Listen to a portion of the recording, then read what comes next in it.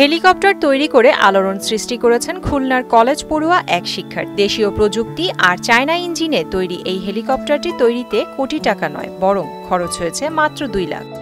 ছোটবেলা থেকেই ব্যতিক্রমী কিছু করার প্রচেষ্টা থেকে গেল 3 বছর অক্লান্ত পরিশ্রম করে তৈরি করেছেন এক আসন বিশিষ্ট হেলিকপ্টারটি।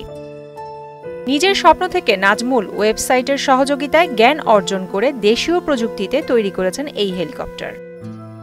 হেলিকপ্টারের ইঞ্জিন ব্যয়বহুল, তাই নিজস্ব মেধায় মোটরসাইকেলের ইঞ্জিন মডিফাই করে এটি তৈরি করেছেন তিনি। আমার এই হেলিকপ্টার বানানোর জন্য আমার সবচেয়ে বেশি সহযোগিতা করেছিল আমার ফ্যামিলি।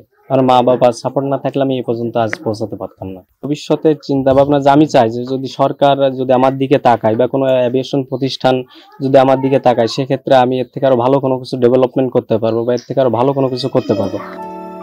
খুলনার ফুলতলা উপজেলার জামিরা ইউনিয়নের বাসিন্দা লুৎফর রহমানের ছেলে নাজমুল খান দরিদ্র পরিবারের সন্তান হলেও লেখাপড়ার পাশাপাশি ছোট ব্যবসা পরিচালনা করেন। নাজমুলের বাবা নজরুল ইসলাম খান পেশায় একজন কৃষক, রয়েছে একটি মুদি দোকানও।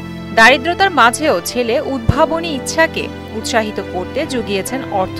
3 বছর ওভার হয়ে গেছে, টাকা পয়সা যা লাগেছে আমরা সংসারে দিয়েছি পরিবারের থেকে যেমন যা চাইছে। ছেলের সাফল্যে আবেগ আপ্লুত তিনি।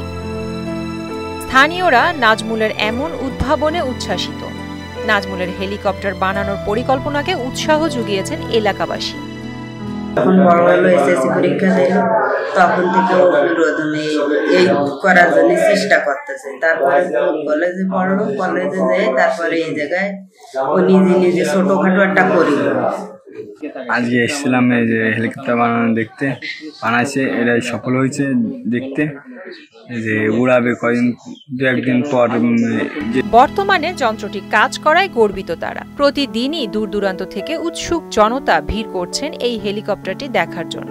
এখন আকাশে ওড়ার অপেক্ষায় নাজমুলের হেলিকপ্টার, তবে এর জন্য প্রয়োজন আরও নিরাপত্তা সরঞ্জাম। নাজমুলের এই আবিষ্কার শুধু ফুলতলা বা খুলনাই না, গোটা দেশকে এক অভূতপূর্ব সমৃদ্ধি এবং উন্নয়নের কথা ভাবতে শিখিয়েছে।